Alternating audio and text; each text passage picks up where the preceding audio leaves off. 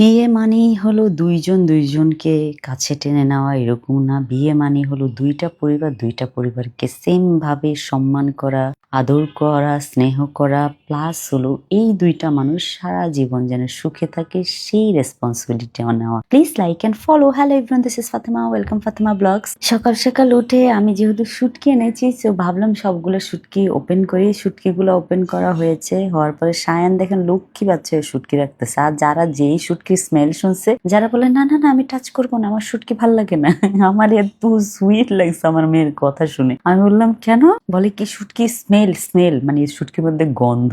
তো সেই শুটকি ধরেই নাই। সায়ান ঠিকই যে শুটকি গুলো গুছিয়ে রেখেছে। আর এই যে দেখেন ২ ভাই বোন তাদের কি সুন্দর টাইম কাটে। তাদের ২ জন ২ জনকে পেলেই হয়েছে, আর কাউকে লাগে না। তাদের খুনসুটি টাইম, ভালো টাইম, খারাপ টাইম সব টাইম একসাথে কাটে। আর আমার এটার জন্য খুবই ভালো লাগে যে তারা ২ জন খেলা করে, আমার তাদেরকে মানে টাইম কম দিলেও চলে। যদি একটা থাকতো তাহলে টাইম দিতে হইতো, ২ টা থাকাতে ২ জন ২ জনের সাথে ভালো মতো খেলাধুলাতে ব্যস্ত থাকে। আর জায়ান যেহেতু এখন বড় হচ্ছে সো জায়ানও ভাই বোনের অনেক টেক কেয়ার করে। কিন্তু মাঝে মধ্যে জায়ান যখন একটু এদিক ওদিক হয় বা আমি এদিক ওদিক হই, তারা ২ জন মিলে যে এত দুষ্টামি করে, দুষ্টামি করে হলো হুট করে হলো ব্যথা পেয়ে যায়, এটা খুবই খারাপ লাগে। এই যে দেখেন সে হঠাৎ করে একদম স্লিপ কেটে পড়ে একদম মাথাটার মধ্যে ব্যথা পাইলো। আমি তাকে হলো বরফ দিয়ে তারপর হলো তাদেরকে রেখে আমি বললাম আমি যাই, আমি একটু রান্না করি। তো এখানে একটু বট রান্না করব, যেহেতু কালকে রাতে এসেছি আমরা আর খাই নাই সো রাতের খাবারই সব রয়ে গিয়েছিল। সো আমি একটু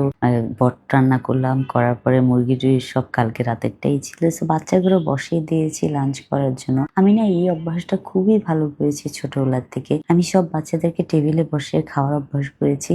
সো সেই জন্য বাচ্চারা হলো মানে অভ্যাসে এখন খায় টেবিলে বসে, আমার খুবই ভালো লাগে। খাবার দাবার খেয়ে আবার তাদের এই যে দুষ্টামি স্টার্ট হয়ে গেল। আমি বললাম প্লিজ দুষ্টামি করো না, নাহলে আবার ব্যথা পাবে। এই যে সায়ান হঠাৎ করে যারার মাথায় একটু পা লেগেছে, সেই জন্য জায়ান আর যারা মিলে সায়ানকে ইচ্ছা মতো কথা পিঠাইছে। তা আমি বললাম যে তোমার সায়ান তো ইচ্ছা করে তোমাকে মাইর দেয় নাই যারা, তো তুমি যে এতগুলা পিঠা দিলা ঠিক করলা? তারপরে যারা আর কিচ্ছু বলে নাই। তারপর আমাদের একটা দাওয়াত আছে, আমাদের নেইবার, আমরা যে বাসায় থাকি আমাদের পাশের বাসার নেইবার, ওনার মেয়ের বিয়ে। সো আমরা ওই দাওয়াতে চলে যাচ্ছি। সব বাচ্চাদেরকে রেডি সেডি করে টুকুটাকু করে আমরা সুন্দর করে সেজে গুজে আমরা যাচ্ছি হলো শেরাটনে। সো শেরাটনে আসার পরে হলো আমরা হলো চলে আসলাম 12 ফ্লোরে। তো এখানে হলো এসে দেখি বিশাল আয়োজন মাশাআল্লাহ। তবে একটা জিনিস কি জানেন, একটা সম্পর্ক স্টার্ট করার আগে কিছু ইনফরমেশন অবশ্যই এটা ছেলেরও বোঝা উচিত, মেয়েরও বোঝা উচিত। সম্পর্কটা শুধু ২ জনের মধ্যে হবে না,